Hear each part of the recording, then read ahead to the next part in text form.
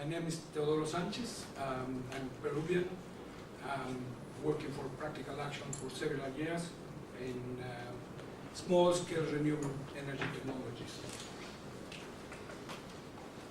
I was forgetting about the presentation. I have a short presentation.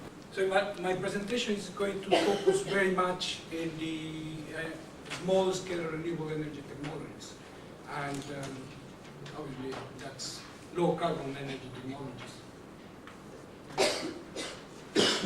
As I said, work for Practical Action. Practical Action has more than 40 years of experience in development. It's a charity organization based in the UK with offices in Asia, Africa, and Latin America. We have 7 offices, but work in sort of 35 to 40 countries. Energy is one of our strong areas of work. And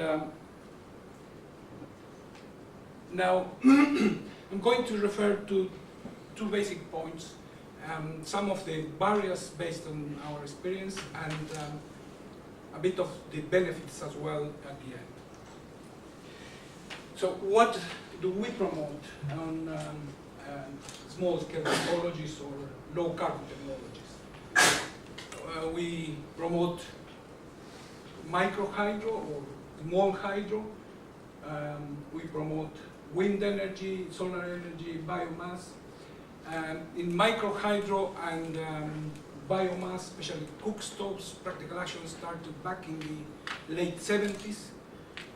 The others were introduced in the 90s. Right now we are working in all the areas, plus some work of advocacy, policy. In the biomass we extended to not only efficient cook stoves, but liquid fuels, LPG, etc. So I think probably this would be of interest to you. What are the barriers that we confront in this promotion of these technologies? I'm sure most of you know this, but just to refresh.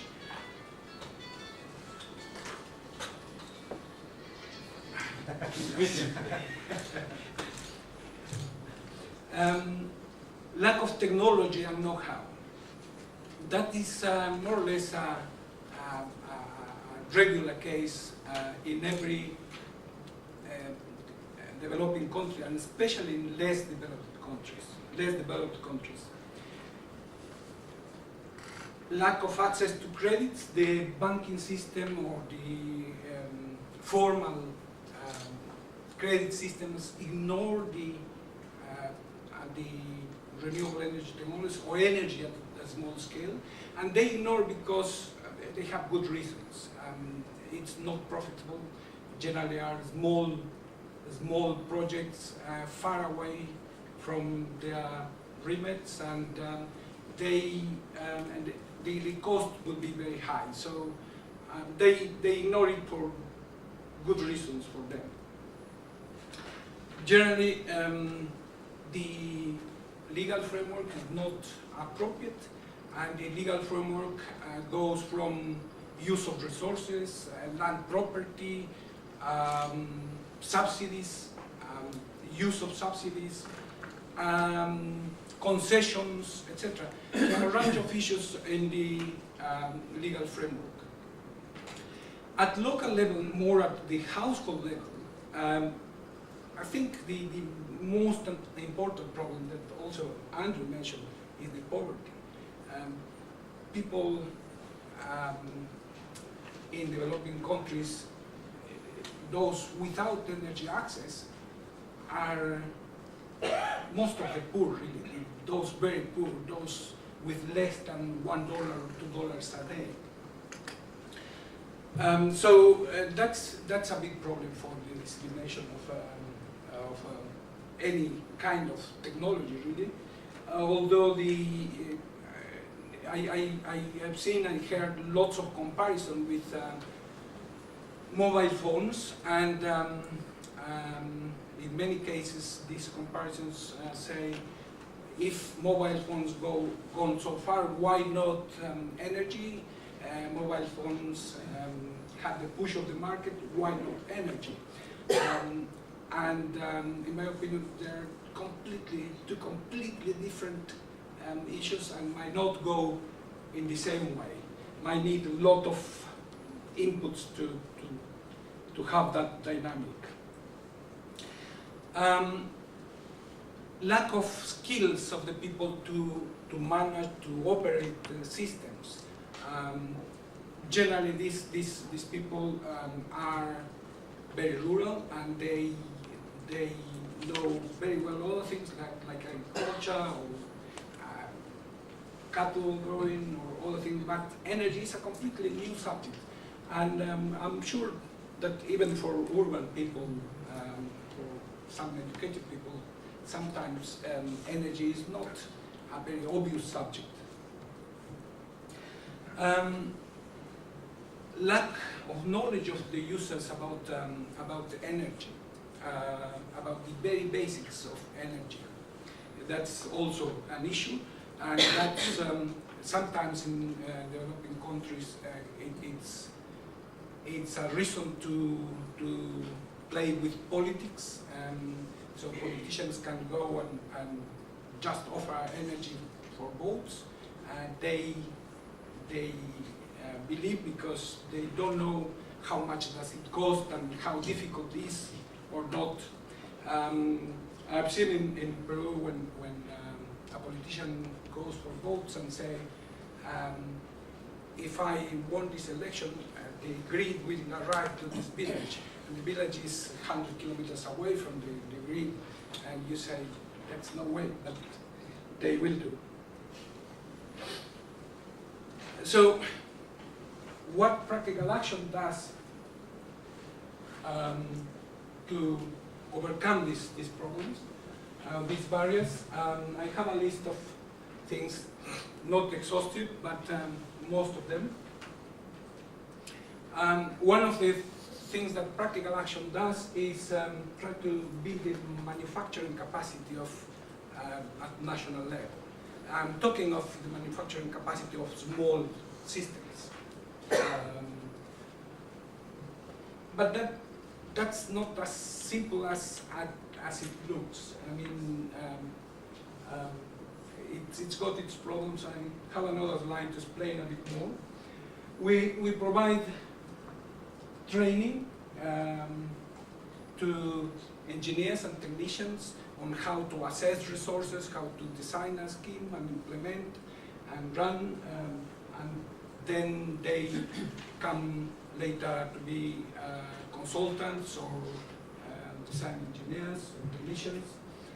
We advocate, of course, for legal frameworks. Sometimes we manage to work with the government and assist them to do the right things.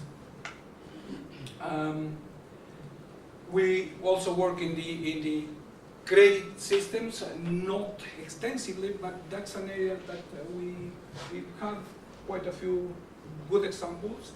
And in this case, we have to distinguish between microcredit, which generally used for consumer purposes, and the sort of mid-sized credit, which is more for the production or for implementation of systems. And that's important. In the microcredit, you go on hundreds of dollars. In the other, you go for tens of thousands of dollars. And the difference between implementing and disseminating the microcredits and the mid-sized credits is absolutely different. And the experience in the world in the mid-size or upper size are very, very few. In microcredit, there are quite many experiences.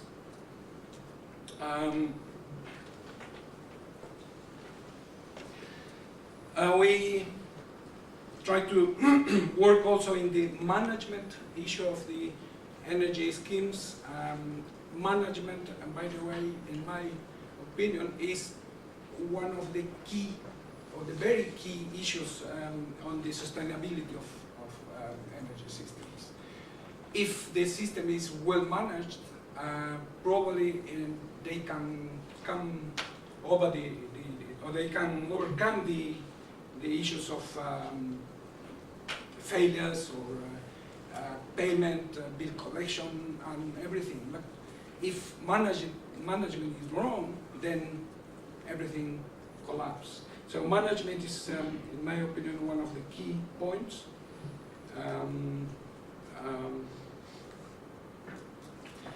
Training to operate and maintain systems to people, and energy literacy. As I was saying, people don't understand, especially those people in isolated places, they don't understand energy, and they need to understand at least the basics to get them engaged and pay.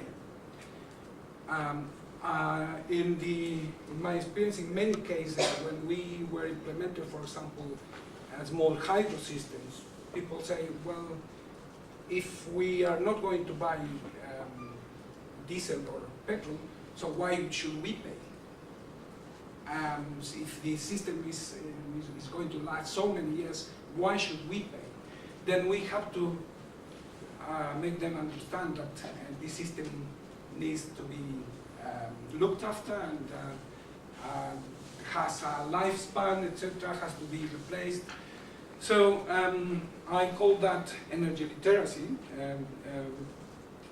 For us, it's important that people understand the basics to respond.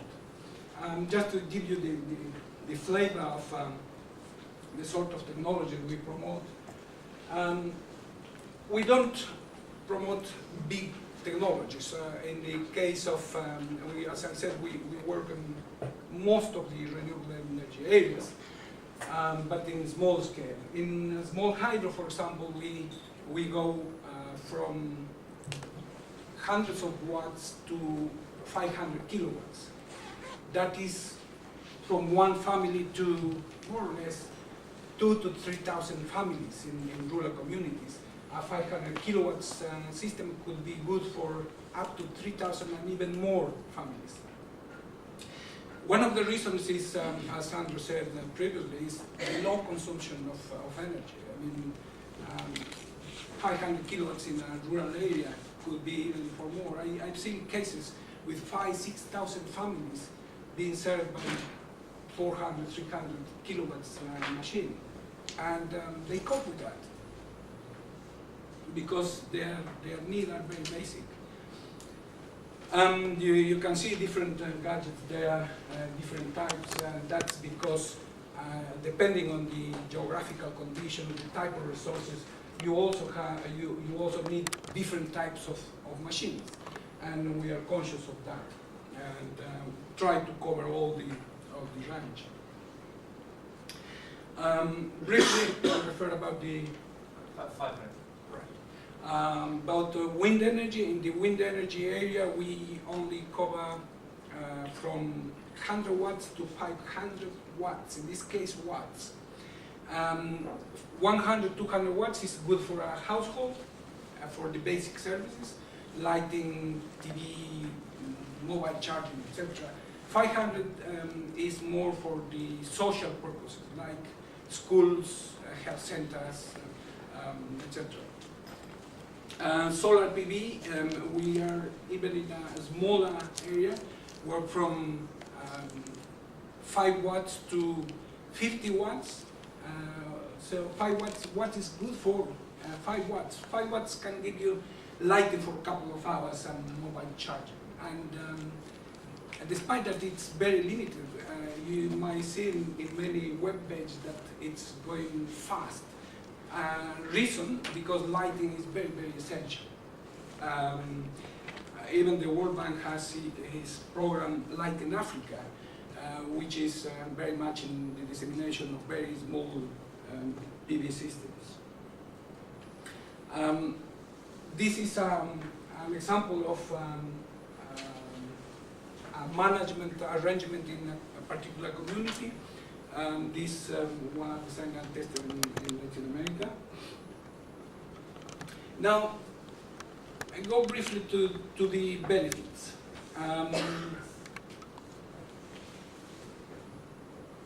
Again, I agree in this case with Andrew. Basically, the first benefit that comes to the families when they have electricity is really social. And I heard the use, the tokens of many organizations in the past saying that energy has to be for productive uses to pay the bills, etc. And in our space, that doesn't work exactly that way. So the first benefit that they get is lighting, TV, radio, communications. Communications in this case, I'm talking of mobile phones, which are now so popular. One of the good things when there is sufficient electricity is some processing equipment, especially household processing. But in this case, have to be certain amount of energy.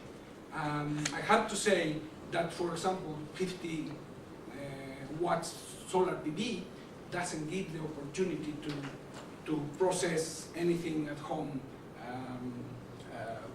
Any food processing is not possible. Have to be a bigger system or have to be other energy option. In the income size, yes, there are savings, already mentioned by Andrew, the savings in terms of they no longer pay candles and kerosene, and so there are savings definitely. There, immediately after the implementation of energy facilities, what happens in a village is that immediately either appear few new shops or the existing ones improve, but that the number is limited. The hope that they will process their products and sell in the market generally doesn't happen for many reasons. One of them is that they are subsistence agriculture or farmers generally, so their production is not enough really to process and sell unless they get all together, which is again a very complicated issue to pull together. And generally what happens is that that outsiders come purchase in bulk and take and make the business. And some people try to interfere in that, and it doesn't work easily. Increased production in, for example, in farming, irrigation, energy for irrigation would be nice, but for that you need certain power. You cannot do with very tiny systems. Have to be the power you install have to be sufficiently big. So generally doesn't happen. It's not a practice as well. And then added value. What I have to say in this case, in the terms of business, in our experience, the number of business that generate this sort of business of, for example, milling, grinding, coffee shops, or a welding machine, it comes, but the number of business could be sort of between 3 to 7–8% of the number of families that can be engaged in business. Not many more than those. Yeah, that's everything I have to say.